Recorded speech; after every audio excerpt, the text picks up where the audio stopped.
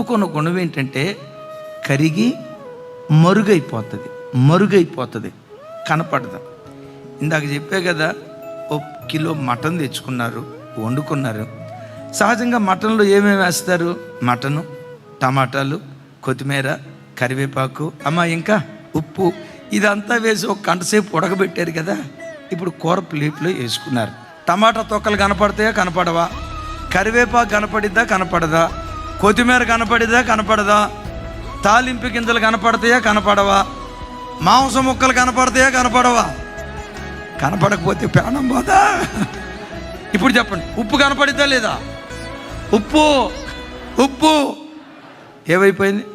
బిట్లారా, క్రైస్తవ జీవితంలో ప్రతి క్రైస్తవుడు నాతో సహా ప్రభు కొరకు ఎంత చేసినా మనం మరుగైపోవాలి, ప్రభు మాత్రమే కనపడాలి.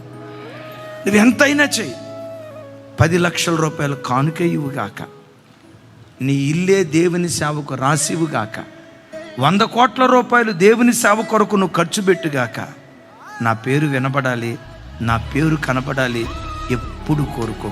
జీవితంలో దేవునికి ఎంత చేసినా నిన్ను నీవు మరుగు చేసుకో.